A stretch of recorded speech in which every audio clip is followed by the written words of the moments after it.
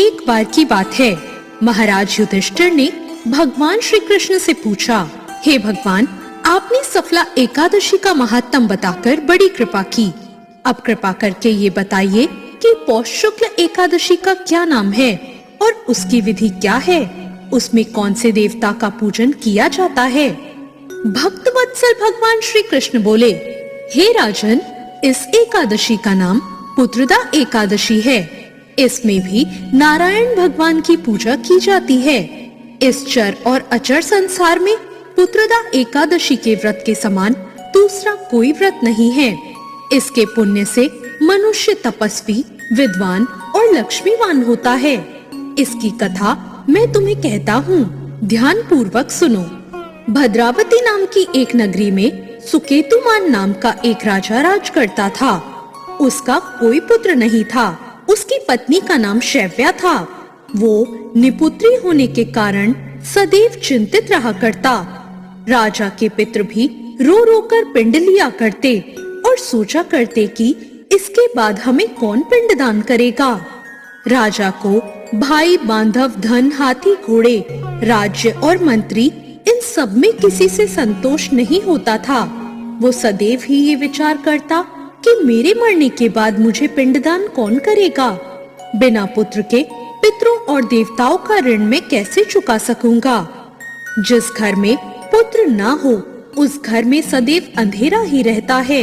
इसलिए पुत्र उत्पत्ति के लिए प्रयत्न करना चाहिए। जिस मनुष्य ने पुत्र का मुख देखा है वो धन्य है। उसको इस लोक में यश और परलोक में शांति मिलती है, अर्थात उनके दोनों लोक सुधर जाते हैं।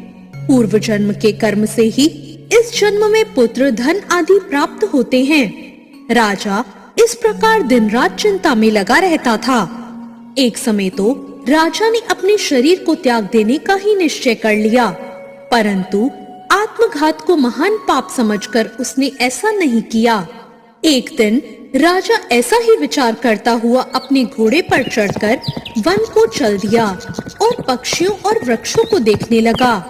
उसने देखा कि वन में मृग, व्याघ्र, सूअर, सिंह, बंदर, सर्प आदि सब भ्रमण कर रहे हैं।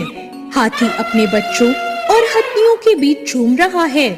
इस वन से तो कहीं गीदड़ अपने कर्कश स्वर में बोल रहे हैं और कहीं उल्लू ध्वनि कर रहे हैं। वन के दृश्यों को देखकर राजा सोच विचार करने में लग गया। इस प्रकार उसका आधा दिन बीत गया।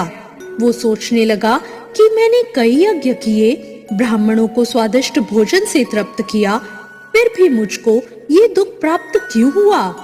राजा प्यास के मारे अत्यंत दुखी हो गया और पानी की तलाश में इधर उधर फिरने लगा। थोड़ी दूर पर राजा ने एक सरोवर देखी।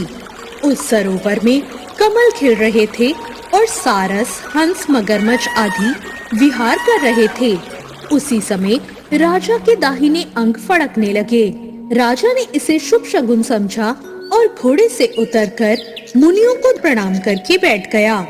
राजा को देखकर मुनियों ने कहा, हे राजन, हम तुमसे अत्यंत प्रसन्न हैं। तुम्हारी क्या इच्छा है हमसे कहो। राजा ने कहा, महाराज, आप कौन हैं और किस लिए यहाँ आए हैं, कृपा करके बताइए। मुनियों ने ये भी कहा, हे राजन, आज संतान देने वाली पुत्रदा एकादशी है। हम लोग विश्वदेव हैं और इस सरोवर में स्नान करने के लिए यहाँ आए हैं। ये सुनकर राजा ने कहा, महाराज, मेरे भी कोई संतान नहीं है। यदि आप मुझ पर प्रसन्न हैं, तो एक पुत्र होने का वरदान दीजिए। मुनि बोले, हे राजन, आज पुत्रदा एकादशी है। आप अवश्य ही इसका व्रत करें और भगवान की कृपा से आपके घर पुत्र अवश्य होगा। मुनि के वचन को सुनकर राजा ने उस दिन एकादशी का व्रत किया और द्वादशी को उसका पारण किया। इसके पश्चात वो मुनियों को प्रणाम करके अपने महल में वापस आ गया। कुछ समय बीतने के बाद रानी ने गर्भ धारण किया और 9 महीने के पश्चात उनके घर एक पुत्र हुआ। वो राजकुमार अत्यंत शूरवीर, यशस्वी हुआ। श्री कृष्ण ने कहा, हे राजन,